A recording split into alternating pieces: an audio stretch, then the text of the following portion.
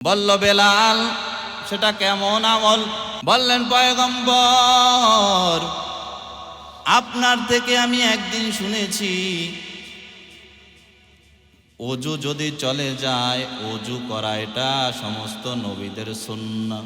আবার তাহিয়াতুল ওযু 2 রাকাত নামাজ আদায় করে। আমি আপনার থেকে যেই দিন থেকে এই কথাটা শুনলাম, ওই দিন থেকে আমি কখনো ওযু ছাড়ি নাই। ওযু যখন চলে যাই তো আবার ওযু করে 2 রাকাত তাহিয়াতুল ওযু নামাজ আদায় করি। বলল, রে বেলাল, তাহলে এজন্যই তো আল্লাহ তাআলা তোমার দাম বাড়িয়ে দিলেন। ওই বেলালের কত দাম! বেলাল দুনিয়াতে হাঁটে কিন্তু আওয়াজ পায় পয়গম্বর জান্নাতের ভেতরে। ونشهد أن سيدنا وسندنا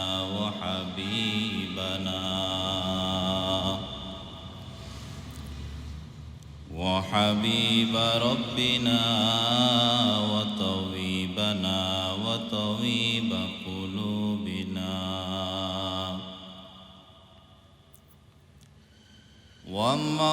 ومولانا محمدا عبده ورسوله الذي أرسله الله تعالى بالحق بشيرا ونذيرا وداعيا إلى الله بإذنه وسراجا منيرا. أما بعد فأعوذ بالله من الشيطان الرجيم. بسم الله الرحمن الرحيم. إن الله يحب التوابين ويحب المتطهرين. وقال رسول الله صلى الله عليه وسلم: الطهور شطر الإيمان،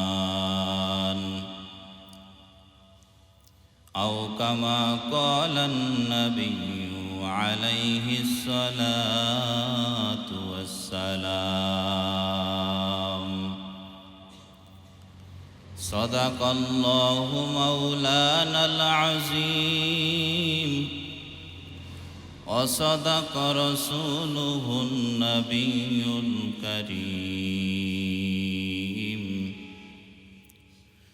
ونحن على ذلك من الشاهدين والذاكرين، والحمد لله رب العالمين.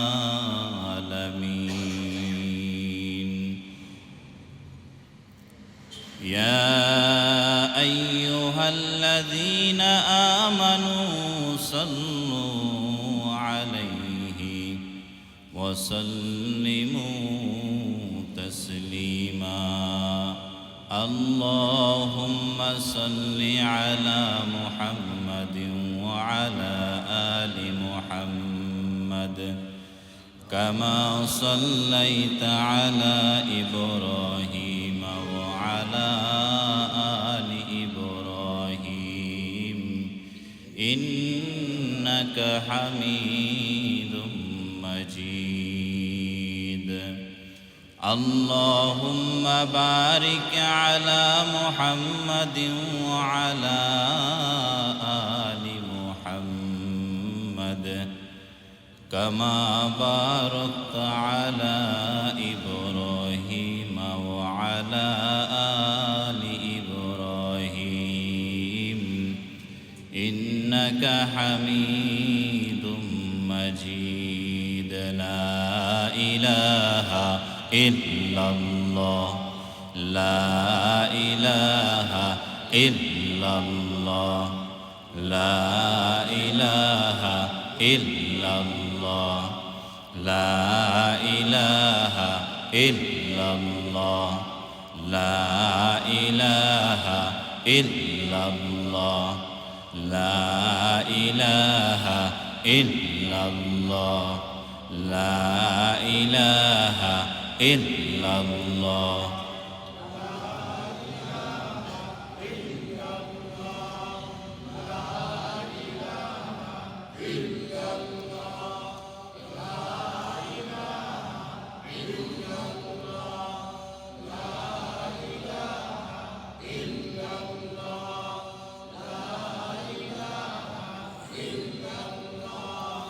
لا إله إلا الله لا إله إلا الله.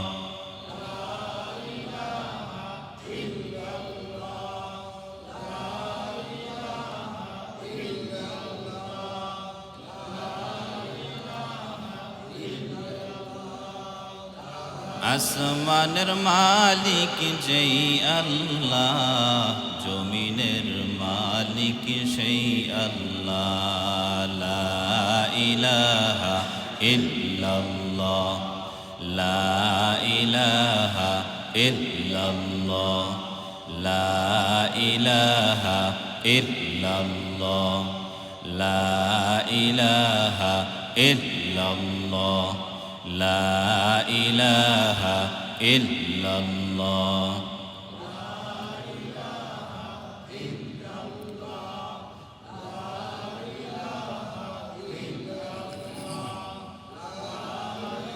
লা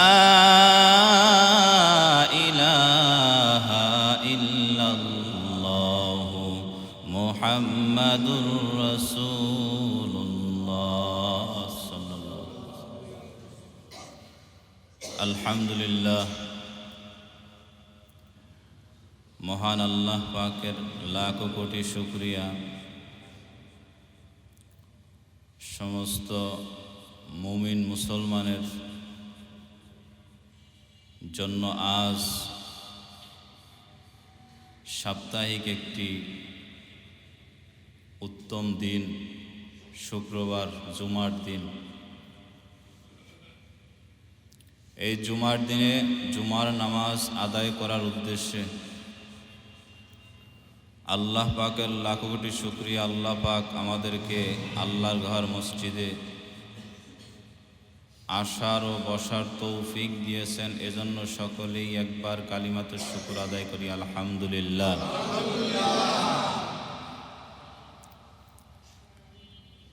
প্রতিটা ইনসানকে আল্লাহ তাআলা জমিনে সৃষ্টি করে দিলেন,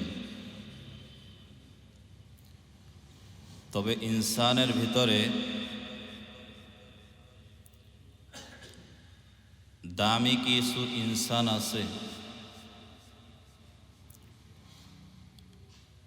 দামি কিছু মানুষ আছে।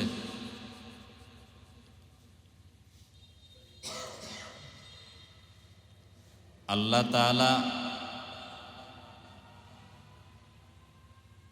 আল্লাহর কাছে ওই মানুষগুলাই দামি যেই মানুষগুলা খাঁটি মানুষ। আল্লাহর নবী মানুষদেরকে স্বর্ণ ও রূপার সাথে তুলনা দিয়েছেন। স্বর্ণ থেকে যত ময়লা বের হবে ততই স্বর্ণের দাম বাড়তে থাকবে, রূপা থেকে যতই ময়লা বের হবে ততই রূপার দাম বাড়তে থাকবে, আসল খাঁটি রূপা ততই বাড়তে থাকবে।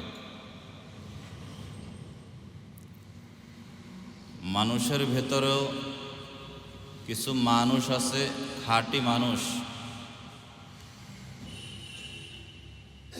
যাদের সম্মান মর্যাদা আল্লাহর কাছে বাড়তে থাকে।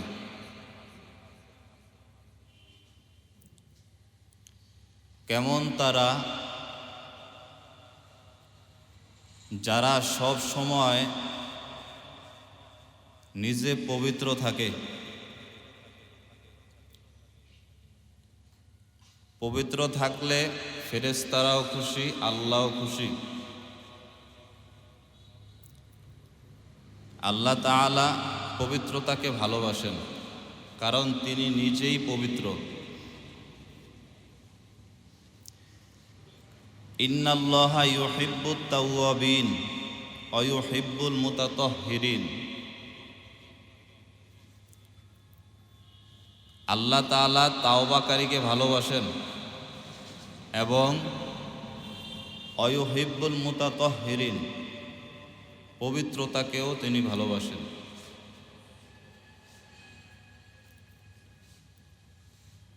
আপনার ভিতর পবিত্র আছে, আপনি নাপাক থেকে দূরে থাকেন, তাই আপনার দাম আল্লাহর আদালতে বাড়তে থাকে।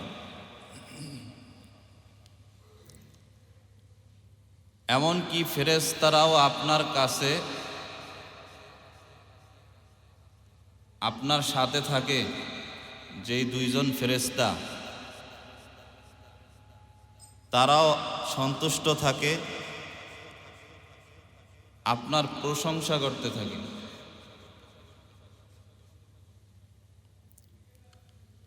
শুধু তাই না, এই পবিত্রতা আপনি অর্জন করতে হলে দেখেন, আজকে আমরা পবিত্রতা অর্জন করি না, অথচ এই পবিত্রতাকে আল্লাহর রাসূল বলেন আত-তুহুরু শাতরুল ঈমান। পবিত্রতা ঈমানের অর্ধেক। আপনার ভিতর পবিত্রতা আছে তো আপনি আল্লাহর আদালতে দামি হতে পারবেন। পবিত্রতা নাই, আল্লাহর আদালতে দামি না।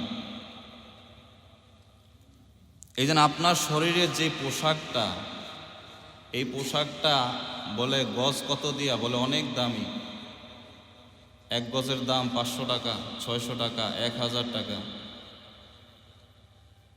আপনার কাছে পোশাকটার মূল্য দিয়ে দামি, কিন্তু আল্লাহ তাআলা এই পোশাকটা আপনার মূল্য চায় না, যে কত টাকা দিয়ে আপনি কিনেছেন, এই মূল্যটা চায় না। আল্লাহর কাছে দামি হলো আপনার পোশাকটা পবিত্র আছে কিনা। যদি পবিত্র থাকে তাহলে আল্লাহর কাছে দামি। হযরত ওমর রাদিয়াল্লাহু তাআলা আনহু, আরে ভাই, সাহাবীরা তো সব সময় পবিত্র থাকতেন, সব সময় ওযুর সাথে থাকতেন। তারা পোশাক দামি এই চিন্তা করতো না, দামি পোশাক পরার চিন্তা করতো না, তারা পবিত্র থাকার চেষ্টা করত। তাদের চিন্তাই ছিল আমি পবিত্র থাকব, সবসময় ওযুর হালতে থাকব। ওমর রাদিয়াল্লাহু তাআলা আনহু, তিনি সবসময় পবিত্র থাকতেন। তার শরীরে যেই জামাটা, এই জামাটা হাদিসের বর্ণনায় পাওয়া যায় 18 তালি ছিল, সিরা জামা 18 তালি ছিল। কিন্তু আল্লাহর কাছে এই সিরা জামাটা দামি, কারণ জামাটা পবিত্র ছিল।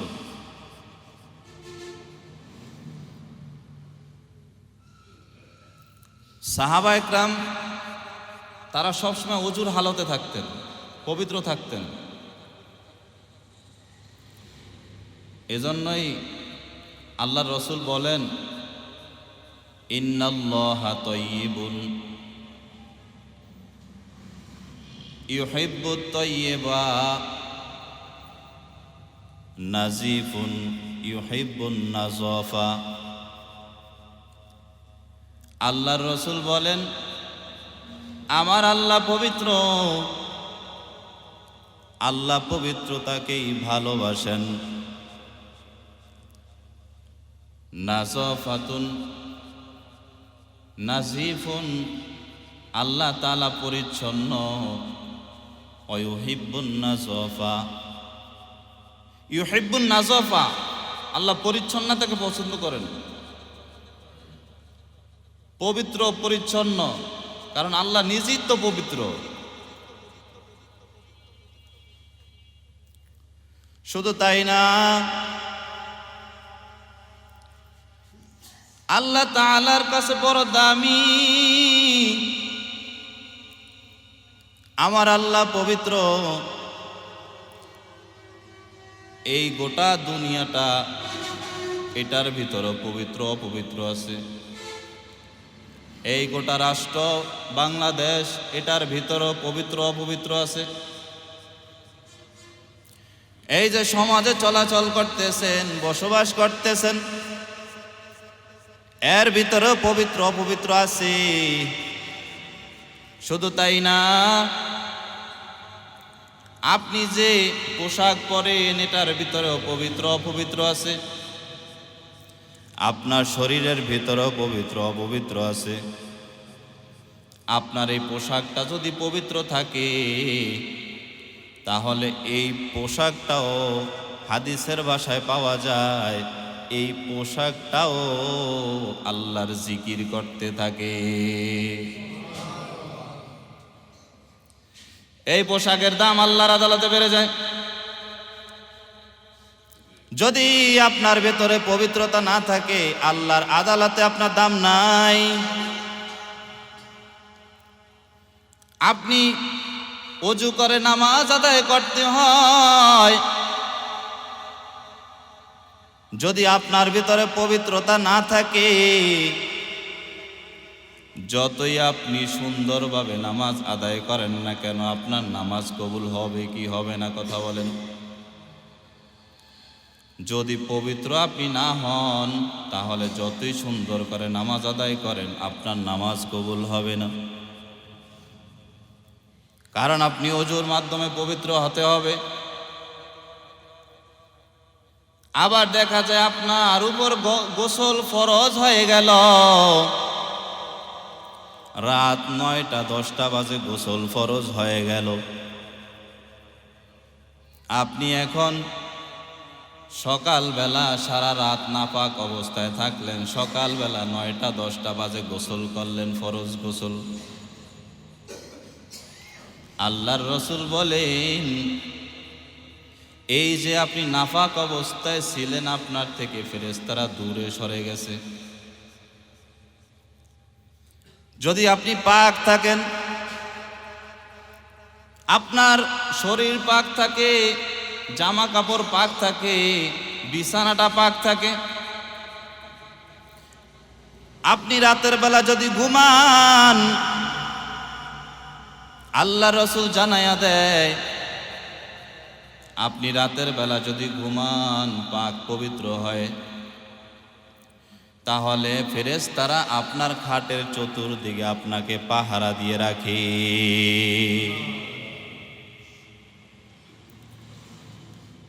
তাহলে আপনি এখন পবিত্র হতে হবে। প্রতিটা মুমিন মুসলমানের কাজ হলো, আমি সব সময় ওযু চলে গেলেও ওযু রাখতে হবে, পবিত্রতা অর্জন করে থাকতে হবে। এ মুমিন, রাস্তা দিয়া যদি হাঁটি, কাউকে যদি বলা হয় ভাই আসেন নামাজ পড়ে নেই, আজান হয়ে গেল, কিন্তু ওই লোকটা জবাব দেয় হুজুর আজকের থেকে নামাজ পড়ব না, বলে কারণ কি? আপনাকে বললাম নামাজ আদায় করতে, আপনি নামাজ পড়তে যান না কেন? বলে হুজুর আজকের থেকে পড়ব না, আমার শরীরের কাপড়টা নাপাক আছে।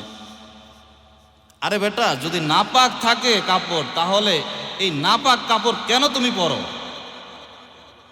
ইসলাম তো তোমাকে এই অধিকার দেয় নাই যে তুমি নাপাক কাপড় নিয়ে তুমি চলাফেরা করবা একজন মুসলিম হয়ে, মুমিন হয়ে।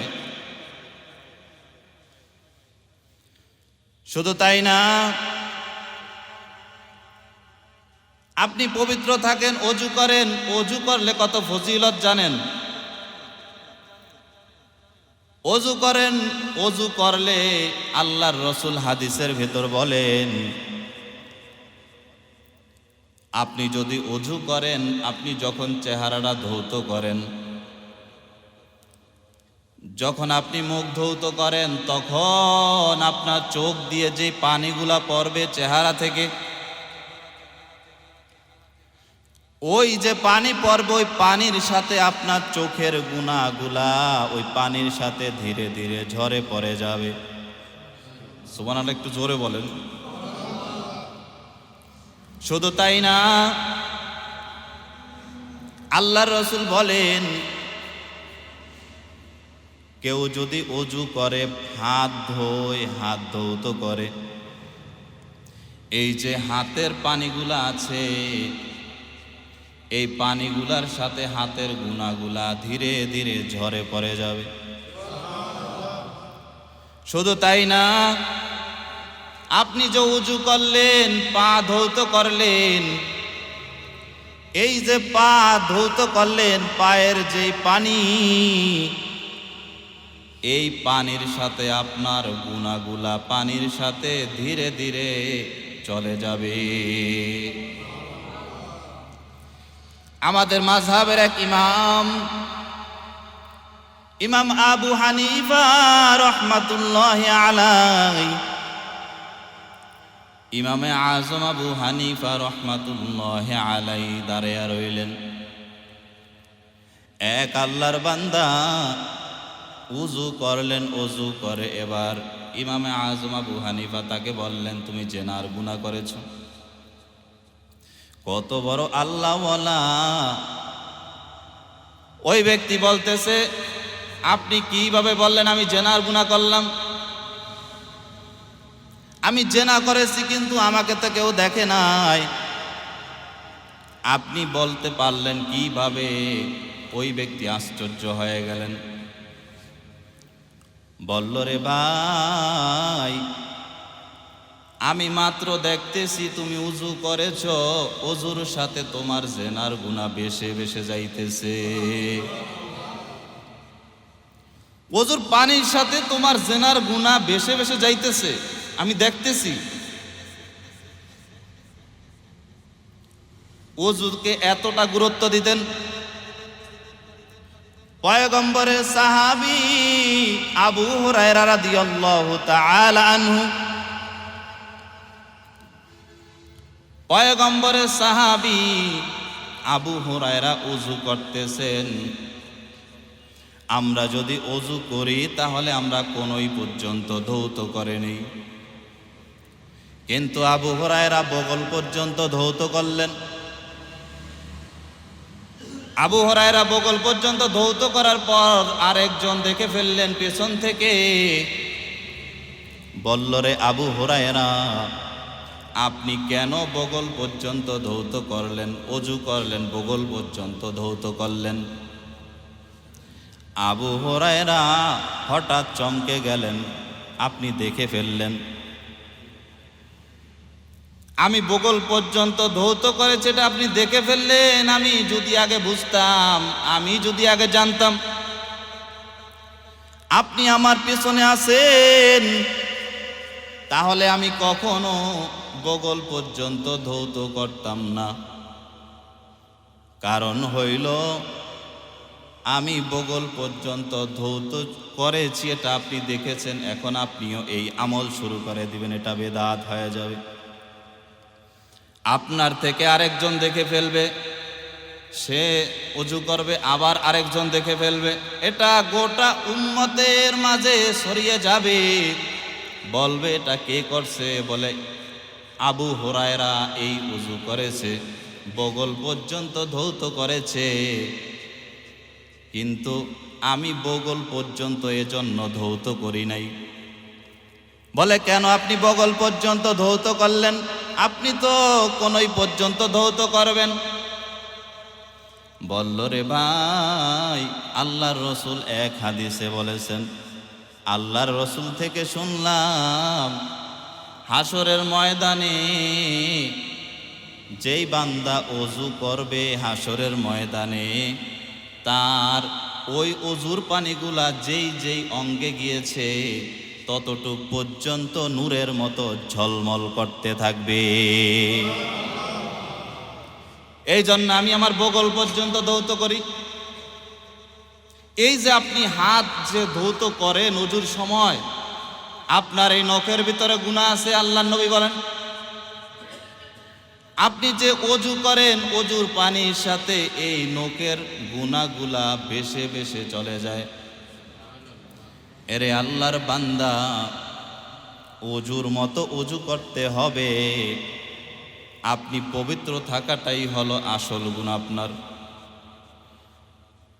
আল্লাহর নবী বলেন, তুমি পবিত্র থাকো, যদি অপবিত্র থাকো তোমার থেকে ফেরেশতারা দূরে সরে যায়। এই যে ফেরেশতারা পবিত্রতাকে পছন্দ করেন কারণ তারা নিজেরাও পবিত্র, আর ইবলিস শয়তান তারাও অপবিত্র। সে অপবিত্র, সে পছন্দ করেও যারা অপবিত্র থাকে তাদেরকে পছন্দ করে। তাহলে আপনি আমি পবিত্র থাকতে হবে, এটা মুমিন হিসেবে আপনার আমার গুণ থাকা জরুরি। যখন অজু চলে যাবে তখনই আপনি পবিত্র হয়ে নেবেন। যারা অপবিত্র থাকে তারা শয়তানের বন্ধু, আর যারা পবিত্র থাকে তারা হলেন আমার আল্লাহর বন্ধু। তাহলে কিসের টেনশন? ঢাকার শহরে এক পীর সাহেব ছিলেন, হাঁটা বাবা নাম। তার মুরিদরা সব সময় অপবিত্র থাকে। জিজ্ঞাসা করা হয়, আপনি কেন অপবিত্র থাকেন? বলে, আমার পীর সাহেব কখনো উজু করেন নাই, গোসলও করেন নাই। এরকম আমরা বহু মানুষ আছি, আমরা দাঁড়িয়ে প্রস্রাব করি, কিন্তু আমরা তারপরেও অপবিত্র অবস্থায় রাত দিন কাটাইয়া দেই। আমরা পবিত্র হওয়ার কোনো চিন্তা করি না। নামাজ পড়লি যে আপনি পবিত্র হতে হবে এমন না, সব সময় আপনি 24টা ঘন্টা আপনি পবিত্র থাকতে হবে। শুধু তাই না রে ভাই,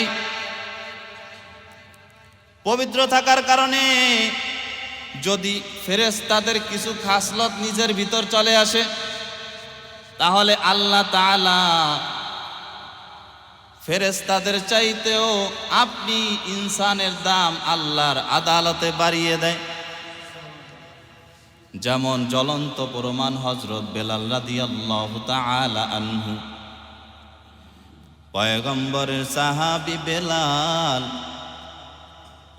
বেলালকে পয়গম্বর জিজ্ঞাসা করলেন, বেলাল তোমার হাঁটার আওয়াজ আমি মেরাজে শুনেছি, জান্নাতের ভিতরে তোমার হাঁটার আওয়াজ পাইলাম। ওই বেলালকে, যেই বেলাল অজু চলে গেলে আবার অজু করে, অজু চলে গেলে আবার অজু করে, আবার অজু করে 2 রাকাত তাহিয়াতুল ওযু নামাজ আদায় করেন। আল্লাহর নবী একদিন জিজ্ঞাসা করে, রে বেলাল, আমি মেরাজে সফরে গেলাম, জান্নাতের ভেতরে তোমার পায়ের আওয়াজ শুনতে পাইলাম, কারণ কি বেলাল? কি এমন আমল করো? বেলাল বললেন, পয়গম্বর আমি তেমন কোনো আমল করি না গো পয়গম্বর। কি এমন আমল করলাম আমি জানি না, তবে আমি একটা আমল অনবরত চালু রাখি। বলল, বেলাল সেটা কেমন আমল? বললেন, পয়গম্বর আপনার থেকে আমি একদিন শুনেছি,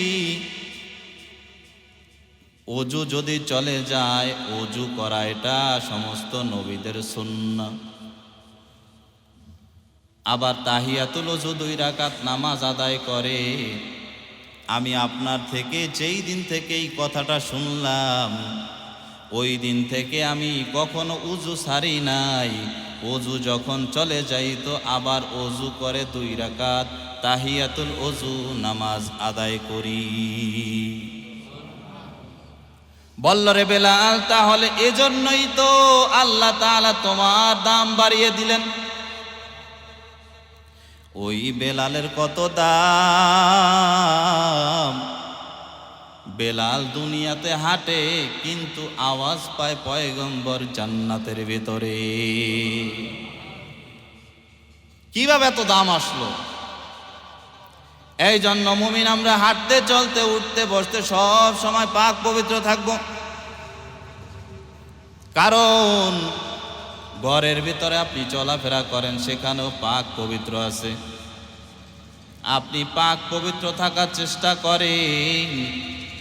যদি আপনি পাক পবিত্র না থাকেন তাহলে ফেরেশতারাও আপনার উপর কষ্ট পাবে, রাগান্বিত হয়ে যাবে।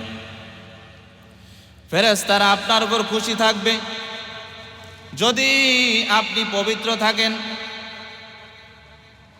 ঘরের মা বোনেরা আছে, তারাও অনবরত সব সময় ওযু সাথে রাখবে। আপনাকে রান্না বাড়া করে খানা খাওয়ায় মা বোনেরা, কিন্তু আপনি বাবা হইয়া এতটুকু জিজ্ঞাসা করবেন আপনার ওযু আছে কিনা, আপনি পবিত্র আছেন কিনা।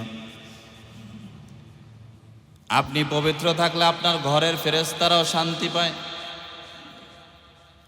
এই জন্য মুমিন পবিত্রতার গুরুত্ব দিতে হবে, যেমনি ভাবে আল্লাহর নবী পবিত্রতাকে গুরুত্ব দিয়েছেন। আমার আল্লাহ তাআলাও নিজে পবিত্র ছিলেন। আল্লাহর নবী একদিন রাস্তা দিয়া হাইটা যাইতেছে, সফরে বের হয়েছে। হঠাৎ করে দেখতেছে 2 কবরের পাশ দিয়া তিনি যাইতেছে, আর দেখতেছে কবরের ভিতর আযাব হয়।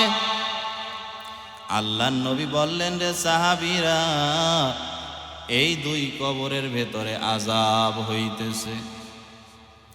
আল্লাহর নবী এগুলা কিভাবে জানতেন? আল্লাহর নবী তো গায়েব জানে না।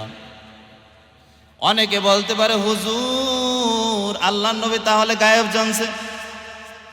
না না, আমার আল্লাহ তাআলা নিজেই গায়েব জানেন, এছাড়া অন্য কেউ গায়েব জানে না। গায়েবের মালিক আমার আল্লাহ। আল্লাহ আমার নবীকে যা জানায় আমার নবী তাই জানে।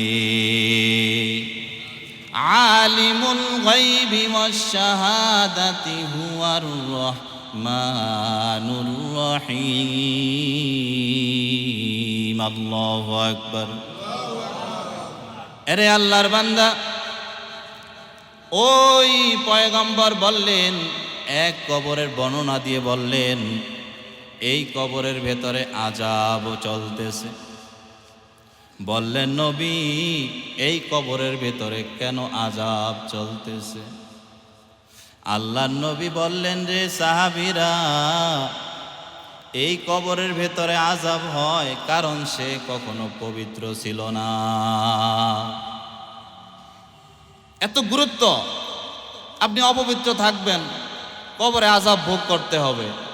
আপনি অপবিত্র থাকবেন, আপনার নামাজ হবে না, ইবাদত কবুল হবে না। আজকে আমরা ওযু করি, কোনো রকম হাত ধুইলেই, চেহারা ধুইলেই হয়ে যায় ওযু। দেখি তো অনেকে ওযু করে কিভাবে।